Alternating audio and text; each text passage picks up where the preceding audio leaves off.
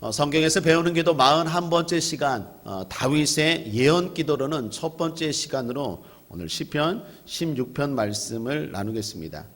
오랫동안 살던 동네를 떠나 다른 곳으로 이사하게 된 부부가 있었습니다. 그분들에게 초등학생 딸이 한 명 있었습니다.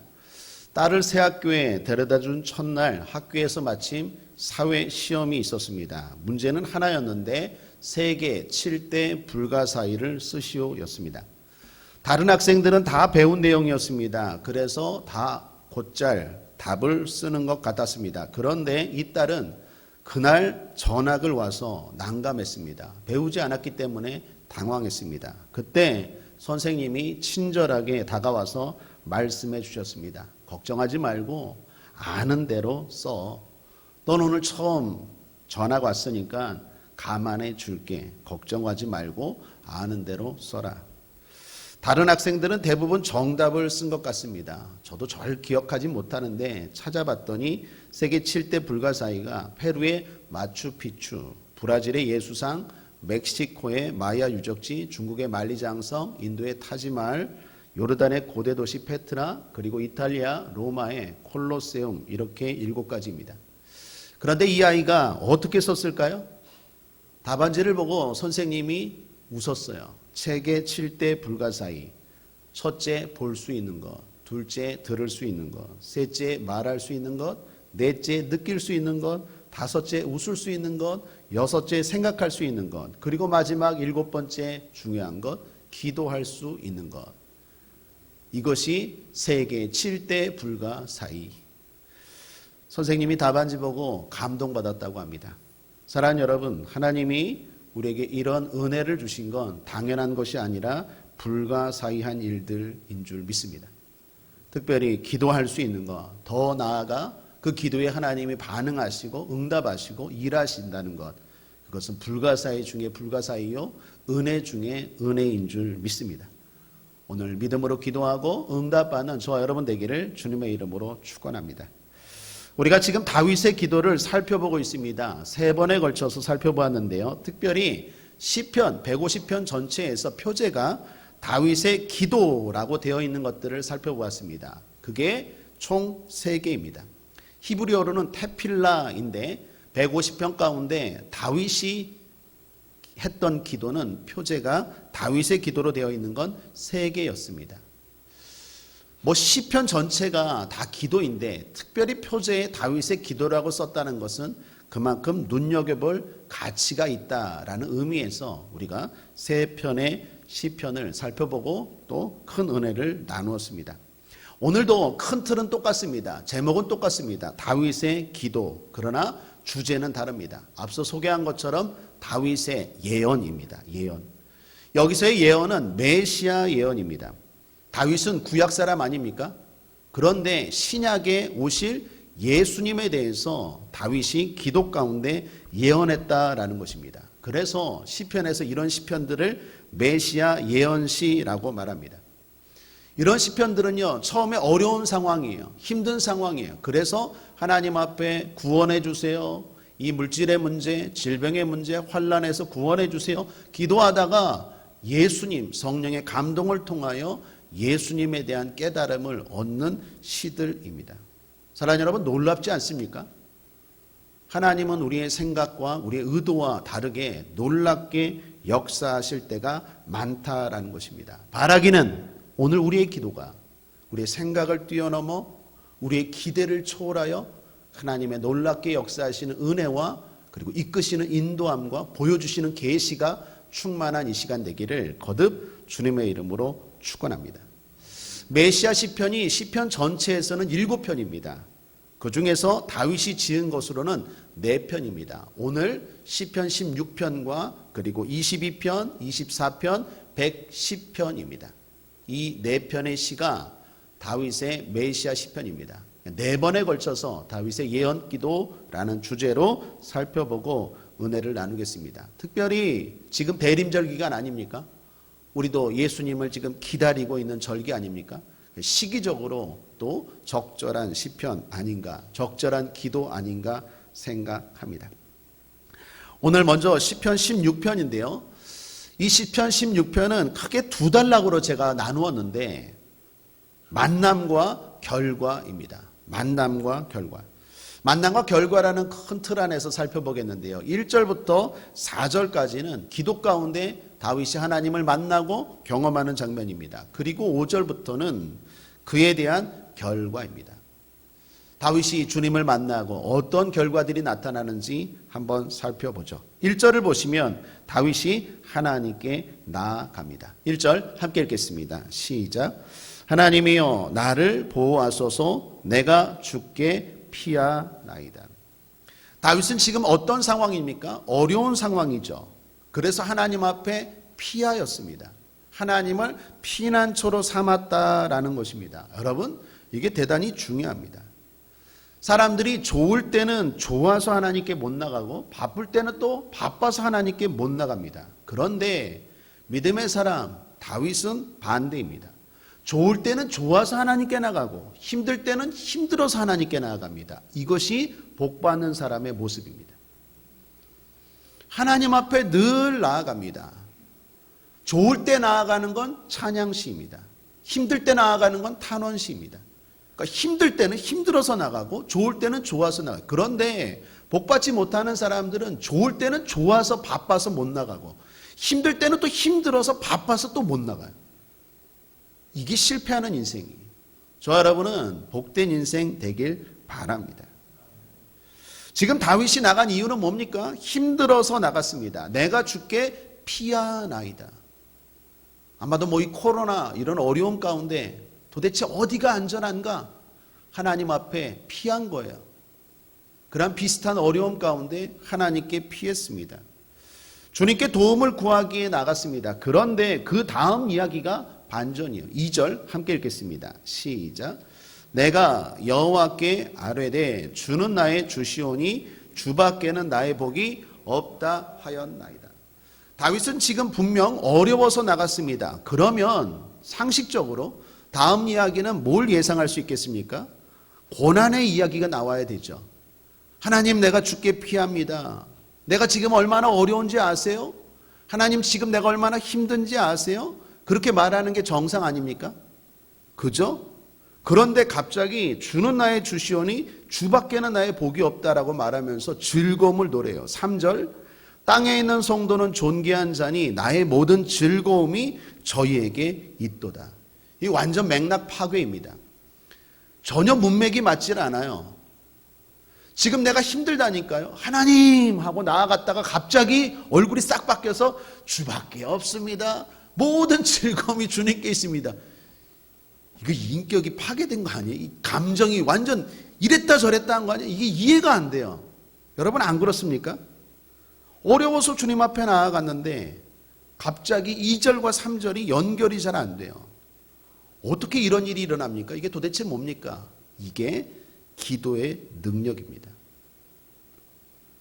이것이 진짜 기도를 경험하고 진짜 살아계신 주님을 기도 가운데 만나는 사람들의 나타나는 특징이요 변화입니다. 다윗은 진짜 어려워서 주님께 피했어요. 그런데 주님을 만났어요. 살아계신 주님, 크신 주님을 경험합니다. 여러분도 경험한 적 있죠? 아멘입니까? 자, 그러면 어떤 일이 벌어질까요? 주밖에 안 보여요. 한마디로 질문이 사라져요. 모든 것들이 걱정이 안 됩니다. 말할 필요가 없어요. 제 경험 몇 가지만 좀 소개하면 98년도에 목회자의 길을 놓고 고민했습니다. 평신도의 길을 계속 갈 것인가 아니면 어머니의 서원 기도에 순종해서 목회자의 길을 갈 것인가. 고민하다가 찾은 것이 어찌어찌 우연히 오살리 기도원에 가게 되었습니다.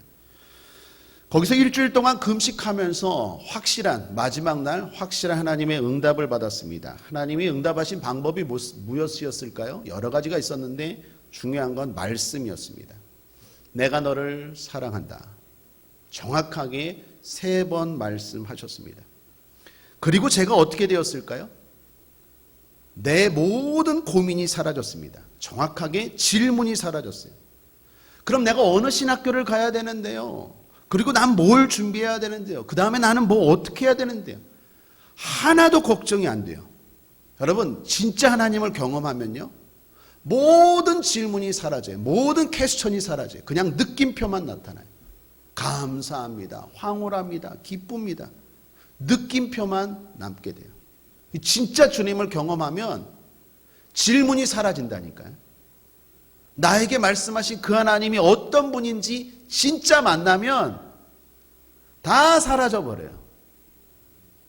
또 하나의 사례, 대학원을 갔습니다. 순복음으로 하나님이 인도하셔서 저는 장로교 모태신앙이었고 감리교도 다녔었고 제 동생은 선결교 목회자이기 때문에 길이 많았습니다.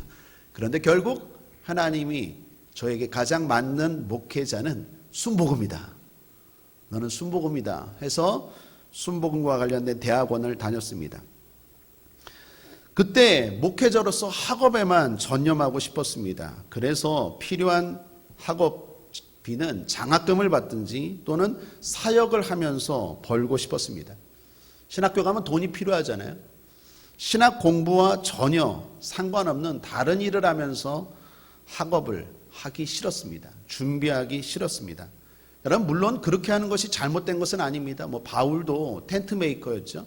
그러니까 텐트 메이커 하면서 일하면서 복음을 전하고 했기 때문에 그게 꼭 잘못된 일은 아닙니다. 일과 학업을 병행하는 게 잘못된 일은 아닌데 제 주변 사람들의 모습 때문에 제가 그렇게 결단했습니다. 은혜가 안 되었어요. 제 주변에 일하면서 목회자의 길을 준비하는 분들이 계셨는데 이분들을 보니까 매번 수업 시간에 자요. 일하고 힘드니까 돈 벌고 이제 학교 와서는요 자요.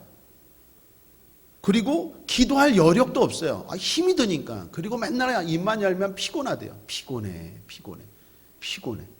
이게 주의 종의 길을 준비하는 사람들이 맨날 피곤하고 바빠요. 그리고 더 충격적인 건 시험 때만 되면 컨닝을 해요. 제가 웃기더라고요. 컨닝을 해요. 그렇게 해서 뭐 하려고 주의 종이 되려고 하는지 제가 이해가 안 되었어요. 차라리 그냥 평신도로 돈이나 벌고 그냥 살지. 그리고 그 주의 종이 돼서 강단에서 그렇게 얘기할 거 아니에요. 정직하게 살라고. 본인은 컨닝해서 목회자 되놓고. 그 말이 안 되잖아요.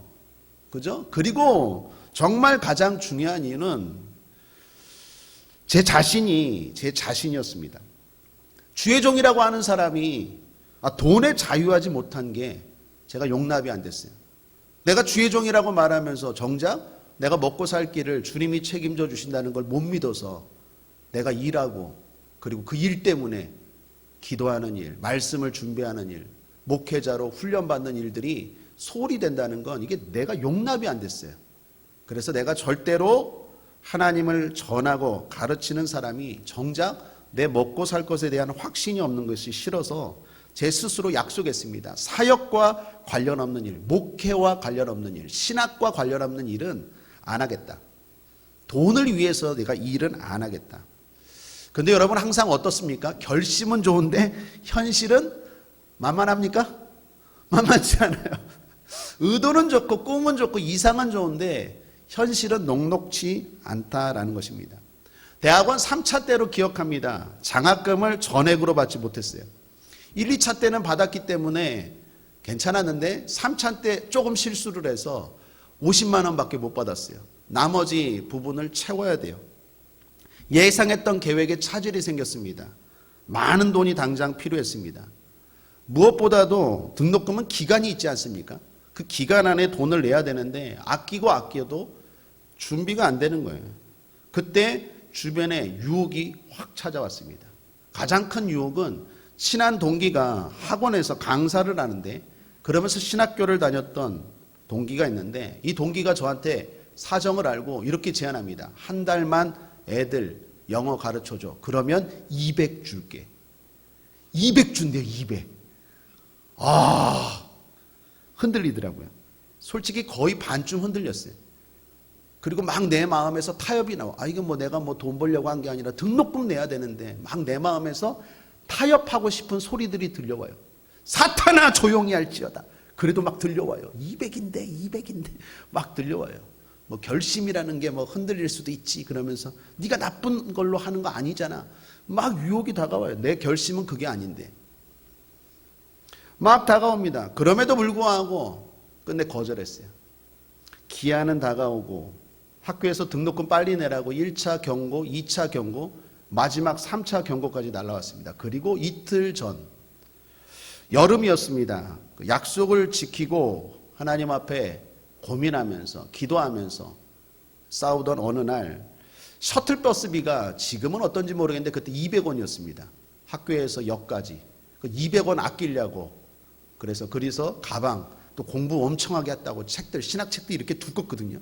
그러니까 안 갖고 다녀도 되는데 솔직히 그런 거 그냥 등산 가방, 그때 가방도 등산 가방에 열심히 내가 주의 종에 잘 준비하겠다 해서 그냥 학교 가방이 아니라 등산 가방 있죠, 이렇게 큰 거.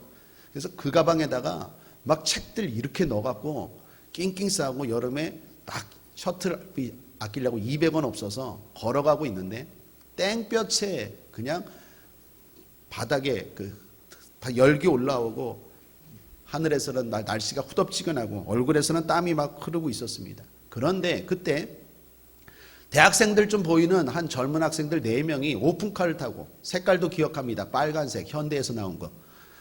오픈카를 타고 옆을 지나가는데 음악을 그냥 크게 틀고 옆을 그냥 쌩 하고 지나가는데 그 차가 지나가면서 밑에 깔려있던 먼지가 확 일어난 거예요. 그래서 제 얼굴과 온몸을 그냥 확 덮어버렸어요. 땀까지 있는 데다가 먼지까지 이게 덮이니까 완전히 제 얼굴이 그냥 범벅이 돼버렸어요. 그 순간 짜증이 나고 화가 난 게 아니라 서글프더라고요. 제가 순간 나도 모르게 하나님 앞에 그랬어요. 하나님, 내가 하나님의 존재, 하나님의 능력에 대해서 의심은 않지만, 흔들리진 않지만 지금 좀 서글프네요.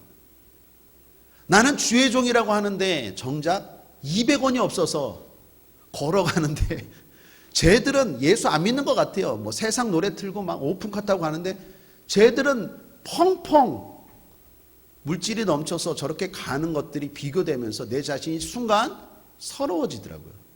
그 시간까지, 그 기간까지 제가 대단한 많은 영적 싸움이 있었어요. 유혹들이. 얘기가 다 소개하지 못하지만. 그때 하나님의 음성이 들려왔어요. 하나님이 뭐라고 말씀하신지 아십니까? 내가 너의 눈물과 너의 믿음을 보았노라. 내가 다시는 내 종에게 물질로 인하여 수치를 당치 않게 하겠노라. 제가 지금도 그 이야기하면 머리부터 발끝까지 소름이 끼쳐요. 이게 제 말이지만 하나님의 음성으로 들릴 때는 달라요. 그리고 나서 어떤 일이 벌어질까요? 모든 걱정이 사라졌어요. 모든 의심이 사라졌어요. 그 다음 어떻게 됐을까요? 그 다음은 물어보나 마나죠. 여기저기서 까마귀 떼가 얼마나 많이 날라오든지 막 차고 넘쳤어요. 지금까지 마찬가지. 제가 지금 개척교회 목사 아닙니까? 하나님 한 번 말씀하시고 한 번 시험 통과하면 그 이후로는 그걸로 다시 시험하지 않는 것 같았어요. 아브라함에게 이삭 몇 번 바치라고 합니까? 시도 때도 없이 이삭 바쳐봐, 이삭 바쳐봐, 이삭 바쳐봐. 시험합니까? 아니요. 제가 그때 깨달았어요. 한 번만 통과하십시오. 한 번만 제대로 통과하세요. 끝까지 죽으면 죽으리라. 그리고 한 번만 통과하면 되는데 대부분 거기쯤 가다가 타협해요. 아이 뭐 이러니까 저러니까. 다니엘 보십시오. 우리 다니엘 기도회할 때 다니엘. 사드락과 메삭과 아벳느고 보십시오. 죽으면 죽으리라. 사자굴에 들어가고 죽으면 죽으리라. 풀무불에 들어가고.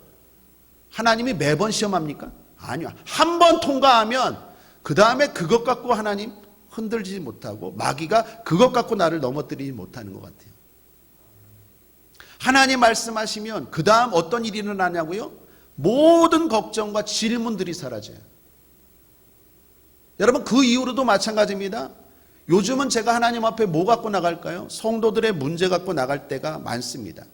근심을 가지고 나아갑니다. 그런데 막상 기도 중에 주님을 경험하면 그 성도들의 모든 기도 제목과 질문들이 싹 사라져버려요. 하나님을 만나 보셨습니까? 만나면 말을 하지 마세요. 못 만나봤으면 말을 하지 마십시오. 만나면 질문이 사라져요. 그 다음은 애프터, 그 다음은 넥스트, 그 다음이 사라져요. 하나님이신데, 하나님이 날 사랑한다는데, 하나님이 나 수치당하지 않게 했겠다는데, 하나님 방법, 하나님이 어떻게 그 모든 것들이 사라지더라라는 것입니다. 저만 그러겠습니까? 여러분도 경험하셨고 또 지금도 경험하고 계신 줄 믿습니다.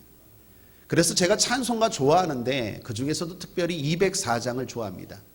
예수로 나의 구주 삼고 성령과 피로써 거듭나니 이 세상에서 내 영혼이 하늘의 영광 누리도다. 2절 온전히 주께 맡긴 내 영 사랑의 음성을 듣는 중에 천사들 왕래하는 것과 하늘의 영광 보리로다. 3절이 하이라이트예요. 제가 제일 좋아하는 가사예요. 주 안에 기쁨 누림으로 마음의 풍랑이 잔잔하니 세상과 나는 간 곳 없고 구속한 주만 보이도다. 이것이 나의 간증이요 이것이 나의 찬송일세. 나 사는 동안 끊임없이 구주를 찬송하리로다. 주밖에 안 보여요. 오늘 다윗도 말하지 않습니까? 주밖에 없다고. 다른 게 다 사라져 버린다니까요. 오늘도 그런 은혜와 그런 축복이 있게 되길 바랍니다. 다윗은 주님을 경험합니다. 그리고 흔히 말하는 믿음의 영안이 열리죠. 그래서 이제 결단하고 다짐합니다. 4절입니다. 함께 읽겠습니다. 시작. 다른 신에게 예물을 드리는 자는 괴로움이 더할 것이라. 나는 저희가 드리는 피의 전제를 드리지 아니하며 내 입술로 그 이름도 부르지 아니하리로다. 고백합니다. 결단합니다. 오늘도 우리도 한번 결단해 볼까요? 따라하겠습니다. 주님만 의지합니다. 주님께만 나아갑니다. 주님만 바라봅니다. 다른 것들, 다른 신들, 다른 사람 의지하지 않겠습니다. 라고 결단합니다. 그렇게 결단하고 고백하자 변화가 나타나는데 이 변화가 더 많을 수도 있습니다. 제 경험으로는. 그런데 특별히 3가지로 다윗의 변화를 정리할 수 있겠습니다. 첫 번째, 안전에 대한 확신이 생겨요. 5절을 보십시오. 여호와는 나의 산업과 나의 잔의 소득이시니 나의 분깃을 지키시나이다. 지키시나이다. 산업, 소득, 분깃 다 같은 말입니다. 하나님이 주신 모든 것들, 기업 또는 하나님 자신일 수도 있어요. 중요한 건 그 모든 것들을 하나님이 지키신다는 확신이 생겨요.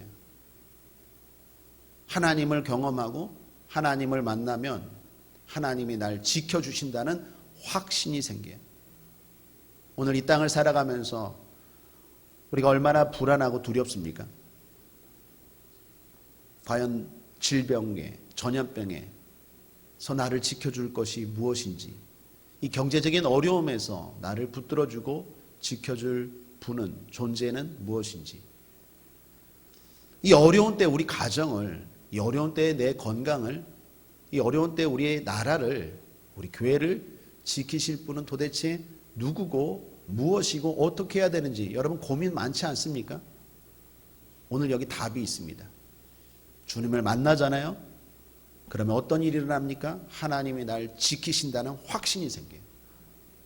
빈말이 아니라 진짜 마음에서 우러나오는 확신이 생겨요. 여러분에게 오늘 그러한 확신이 임하기를, 샘솟기를 주님의 이름으로 축복합니다. 두 번째, 삶의 감사가 넘쳐요. 6절을 보십시오. 내게 줄로 지어준 구역은 아름다운 곳에 있으며 나의 기업이 실로 아름답도다. 아름답도다. 아름답도다. 2번이나 말해요. 하나님이 주신 구역, 하나님이 주신 기업에 대해서 아름답다라고 말해요. 불평이 사라져요. 하나님이 나에게 주신 가정, 하나님이 나에게 주신 달란트, 하나님이 나에게 주신 재능, 하나님이 나에게 주신 사람, 하나님이 나에게 주신 모든 것들이 다 아름다워요. 하나님이 나에게 주신 목회지, 하나님이 나에게 주신 교회, 모든 것들이 다 아름다워요. 감사가 넘칩니다. 여러분, 가나안 땅 앞에서 갈렙인가요? 갈렙이 그랬죠. 지도자였던 여호수아에게 나아가서 여호수아 14장의 이야기입니다. 뭐라고 말합니까? 당신도 듣지 않았습니까? 모세가 말했던 것. 이 산지를 내게 달라고. 그 산지는 뭐였어요? 평지도 아니고 산지예요. 험한 산지예요. 적들이 없는 빈 땅도 아니라 적들이 많아요. 강한 적들이 많은 그러한 산지인데 갈렙이 뭐라고 말합니까? 이 산지를 내게 달래요. 하나님이 주신 기업이기 때문에 아름답고 그것을 요구하고 그것으로 감사하고 그것으로 기뻐합니다. 주님을 만나잖아요. 주님을 경험하면요, 내 마음이 바뀌어요. 생각이 바뀌어요. 여러분, 하나님이 응답하시는 방법은 두 가지인데 마음을 바꾸든 상황을 바꾸든. 이게 내 문제면, 내 마음의 문제면 내 마음을 바꿔요. 아니면 내 상황의 문제면 상황을 바꿔요. 중요한 건 결국 감사가 넘치게 해요. 행복하게 해요. 그래서 입만 열면 아름답도다. 아름답도다. 여러분, 오늘 하루가 아름다우셨습니까? 눈이 아름다우셨습니까? 지긋지긋했습니까? 아름다웠길 바랍니다. 얼마나 아름답습니까? 아이고, 이건 또 왜 이렇게 눈이 와갖고 넘어질 것 같고. 그런 게 아니라 모든 게 그저 아름답게 보이는 거예요. 여러분의 인생이 아름답고, 여러분의 외모가 아름답고, 여러분의 가진 것이 아름답고, 여러분의 구역, 여러분의 기업, 하나님이 나에게 주신 것들이 다 아름답게 느껴져요. 왜요? 하나님이 나를 잘 아시고 주신 것이라는 확신이 생기기 때문에. 나에게 잘 맞는 옷이 가장 좋은 옷 아닙니까? 하나님이 나를 아시기 때문에 그러한 삶, 그러한 구역, 그러한 것들을 주셨다는 것을 확신하기 때문에 아름답다라는 감사가 넘칩니다. 흔히 이런 말이 있죠.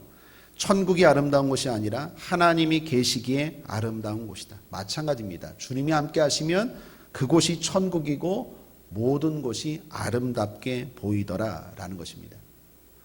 또 하나는 송축할지라라고 말해요. 계속 감사가 넘치는데 7절을 보십시오. 함께 읽겠습니다.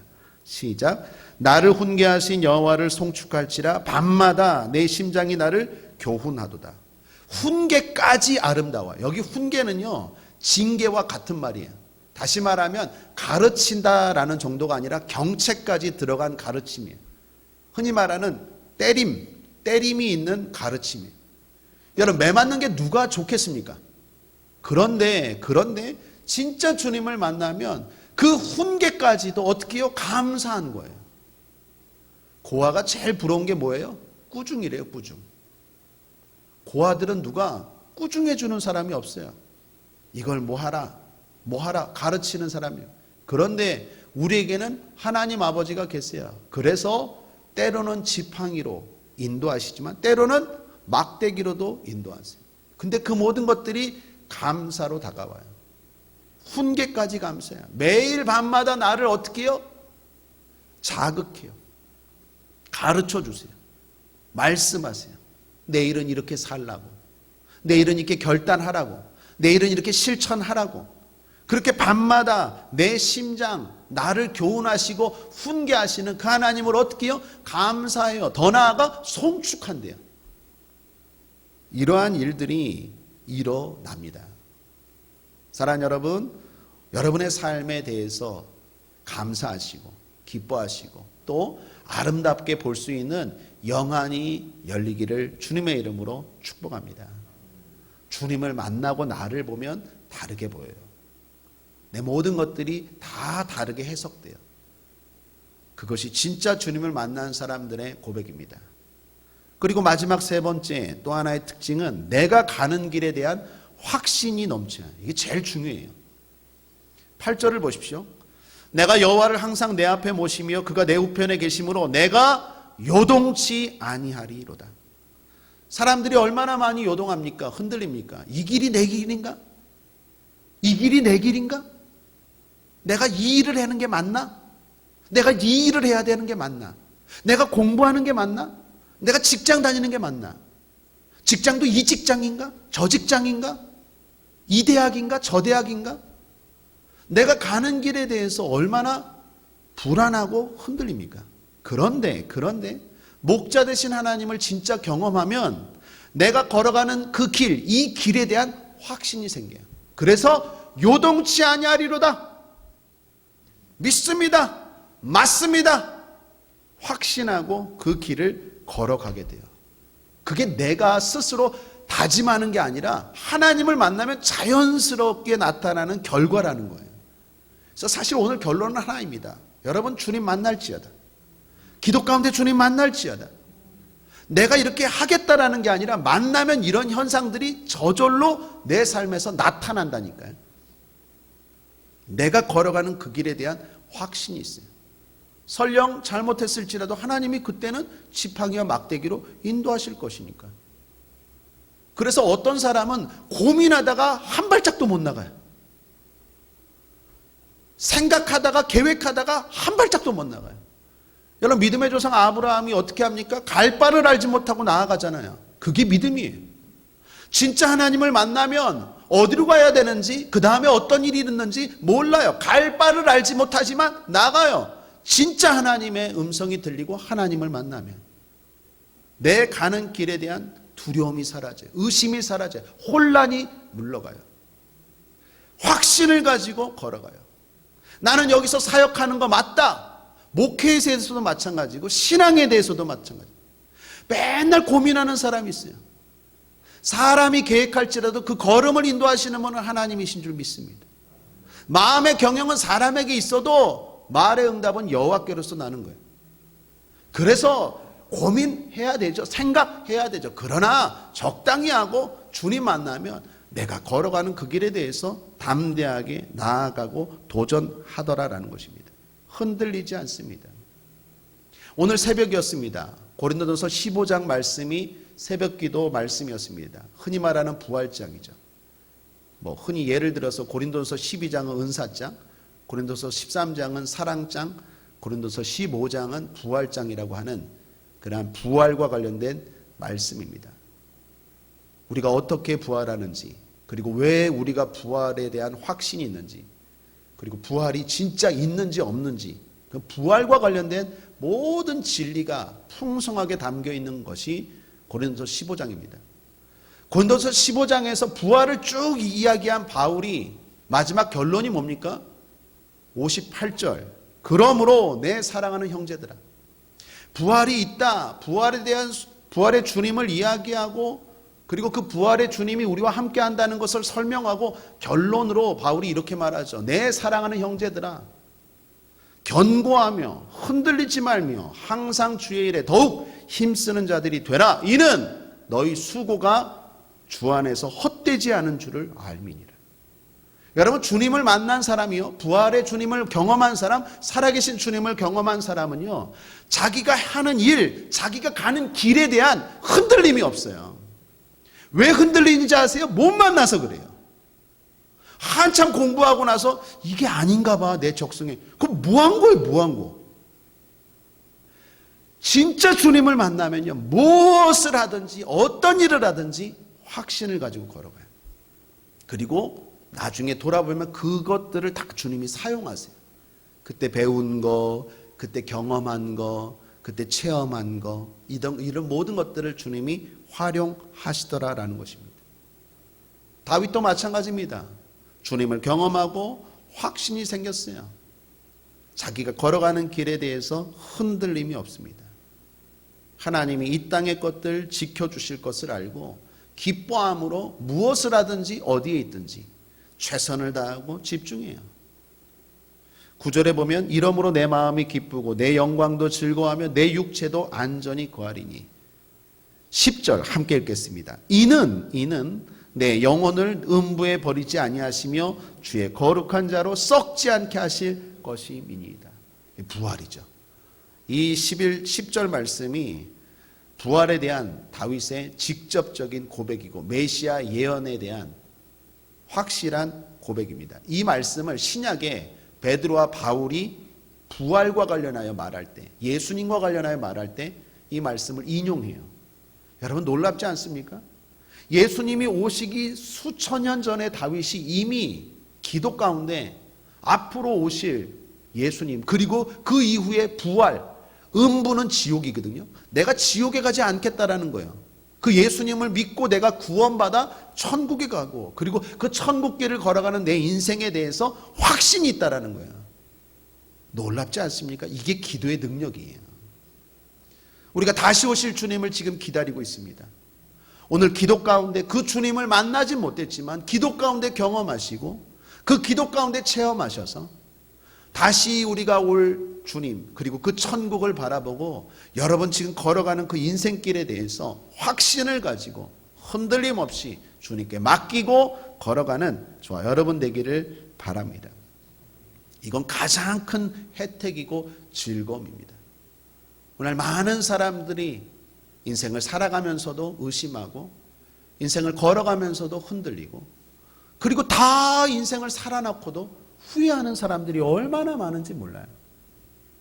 저 여러분은 그러한 인생이 아니라 잘 살았다, 다 이루었다, 후회 없다, 우리의 말년에 우리 인생 노년에 그렇게 고백할 수 있는 믿음의 길을 걸어가는 저와 여러분 되길 바랍니다.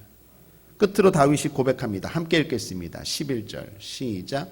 주께서 생명의 길로 내게 보이시리니 주의 앞에는 기쁨이 충만하고 주의 우편에는 영원한 즐거움이 있나이다. 할렐루야. 우리 앞서 신승관 전도사님이 저하고 마음이 통했던 것 같아요. 영이 통했던 것 같아요. 제가 복음성가 하늘소망 부르고 싶었다라고 했는데 우리 이야기한 적 없죠? 짜맞춘 적 없죠? 근데 깜짝 놀랐어요. 소름이 끼쳤어요. 성령께서 하나이시니까 역사하신 것 같아요. 제가 이 찬송 마지막에 부르고 싶었는데 앞서 이 찬송을 어떻게 선택해서 부르더라고요. 사랑하는 여러분, 우리에게는 무엇보다도 하늘 소망이 있습니다. 천국에 대한 소망이 있어요. 그 소망을 가지고 이 길을 한 걸음 한 걸음 믿음을 가지고 확신을 가지고 걸어갈 수 있게 되길 바랍니다. 말씀을 정리합니다. 다윗의 예언기도 첫 번째 시간으로 말씀 나누었습니다. 다윗은 이미 구약에서 오실 주님을 경험했습니다. 기도 가운데 주님을 만납니다. 그리고 결단합니다. 우리도 앞으로 다시 오실 주님을 이 시간 기도 가운데 경험하기를 바랍니다. 경험하면 어떠냐고요? 어떤 특징이 나타나냐고요? 지키심, 보호하심에 대한 안전에 대한 확신이 생깁니다. 그리고 삶에 감사가 넘쳐요. 아름답도다. 송축하고 찬양하고 노래하는 일들이 넘쳐나요. 무엇보다도 내가 걸어가는 그 길, 내가 하는 그 일에 대한 확신이 있어요. 그리고 결국 우리의 끝은 천국일 것입니다. 그렇게 살아가는 저와 여러분 되기를 주님의 이름으로 축원합니다. 기도하겠습니다. 좋으신 하나님 아버지 감사합니다. 우리에게는 주밖에 없습니다. 우리의 구원자 되시는 예수님밖에 없습니다. 이 시간 주님 앞에 나아갑니다. 주님만 의지합니다. 주님만 바라봅니다. 우리 기도 가운데 함께하여 주시고 한 사람 한 사람 만나 주시옵소서. 감사드리며 예수님의 이름으로 축복하고 기도했습니다. 아멘.